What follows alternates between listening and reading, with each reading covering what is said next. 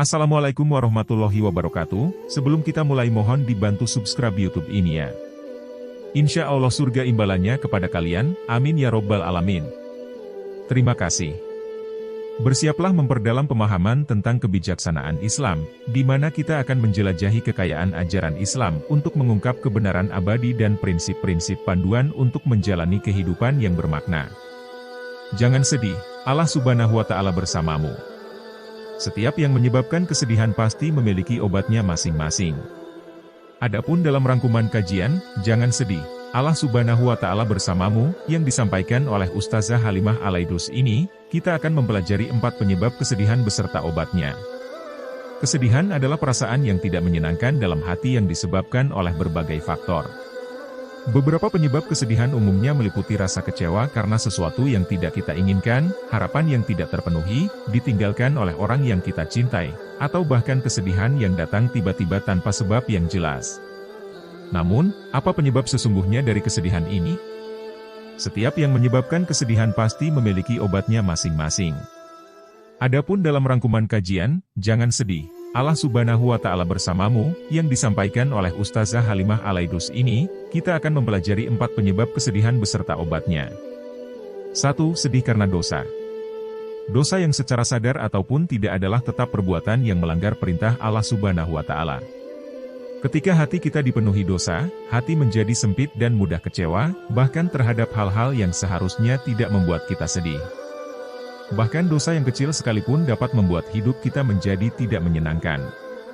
Maka obatnya, kita harus segera bertaubat kepada Allah Subhanahu wa Ta'ala dan senantiasa berusaha untuk menjauhi segala dosa di hidup ini. Sebagai manusia yang seringkali berbuat salah dan dosa, bahkan tidak peduli sebesar apapun dosa yang dia lakukan, Allah Subhanahu wa Ta'ala akan tetap mengampuni hambanya yang mau bertaubat. Seperti yang Allah Subhanahu wa Ta'ala gambarkan dalam hadits qudsi. Dari Anas bin Malik radhiyallahu anhu dia berkata, aku mendengar Rasulullah shallallahu alaihi wasallam bersabda, Allah Subhanahu wa Ta'ala berfirman, wahai anak Adam, sepanjang engkau memohon kepadaku dan berharap kepadaku akan aku ampuni apa yang telah kamu lakukan. Aku tidak peduli. Wahai anak Adam, jika dosa-dosamu setinggi awan di langit kemudian engkau meminta ampunan kepadaku akan aku ampuni. Wahai anak Adam, sesungguhnya jika engkau datang membawa kesalahan sebesar dunia, kemudian engkau datang kepadaku tanpa menyekutukan aku dengan sesuatu apapun, pasti aku akan datang kepadamu dengan ampunan sebesar itu pula. Hr. Tirmidzi. Allah Subhanahu wa Ta'ala berfirman dalam Quran Surat Az-Zumar ayat 53. Artinya, katakanlah, Nabi Muhammad, wahai hamba-hambaku yang melampaui batas, dengan menzalimi dirinya sendiri, janganlah berputus asa dari rahmat Allah Subhanahu wa Ta'ala.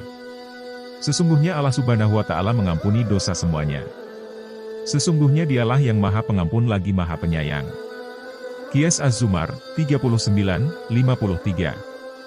Jadi, jika hatimu bersedih, gelisah, dan kecewa akibat dosa-dosa yang telah diperbuat, maka segeralah bertaubat kepada Allah Subhanahu wa Ta'ala dan jangan berputus asa dari rahmat Allah Subhanahu wa Ta'ala, karena kasih sayangnya begitu luas.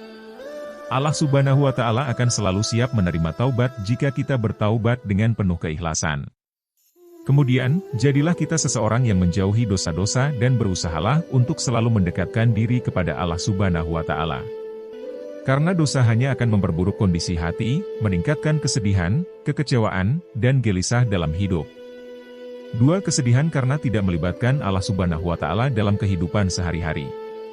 Tatkala kita sering melupakan Allah Subhanahu wa Ta'ala bahkan enggan hanya untuk mengingatnya, maka dia akan timpakan dalam hidup kita hati yang sempit dan dipenuhi perasaan gelisah, menderita, dan kebingungan tanpa tahu penyebabnya.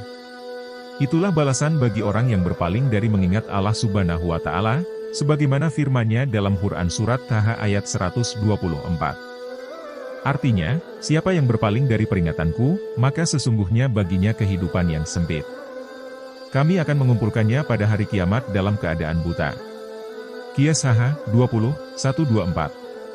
Dari ayat tersebut telah Allah Subhanahu wa Ta'ala peringatkan kepada kita semua untuk senantiasa mengingat dan jangan pernah berpaling darinya. Lupa kepada Allah Subhanahu wa Ta'ala seringkali menjadi awal dari kesedihan. Lalu, apa obatnya? Obatnya adalah mendekatkan diri kepadanya, mengingat Allah Subhanahu wa Ta'ala di dalam hati, dan merasakan kehadirannya dalam kehidupan kita. Teruslah mengingatnya dalam hati, dan yakinkan bahwa Allah Subhanahu wa Ta'ala itu Allahu Nadziri. Allah Subhanahu wa Ta'ala sedang melihat kita, Allahu Syahidi, Allah Subhanahu wa Ta'ala sedang mengawasi kita, dan Allahu Qaribun Minni. Allah Subhanahu wa Ta'ala berada di dekat kita. Allah Subhanahu wa Ta'ala senantiasa qarib dan Dia tidak pernah menjauh. Bahkan, Allah Subhanahu wa Ta'ala juga berfirman dalam surah Kahf ayat 16, bahwa Dia lebih dekat daripada urat nadi. Artinya, sungguh, kami benar-benar telah menciptakan manusia dan mengetahui apa yang dibisikkan oleh dirinya. Kami lebih dekat kepadanya daripada urat lehernya. Qiyas Kahf 50:16. Maksud dari ayat tersebut ialah sebenarnya Allah Subhanahu wa Ta'ala ingin kita menyadari betapa dekatnya Dia dengan kita. Lalu mengapa kita masih menyia-nyiakan kedekatan yang seperti ini? Sampai kapan kita akan membuat hidup ini semakin menjauh dan lupa dengannya? Ketika seorang sahabat bertanya kepada Nabi Shallallahu Alaihi Wasallam, apakah Tuhan kami dekat, maka kami akan berbisik kepadanya, atau apakah Dia jauh, maka kami akan berseru kepadanya, maka turunlah ayat Allah Subhanahu wa Ta'ala dalam Qiyas Al-Baqarah ayat 186.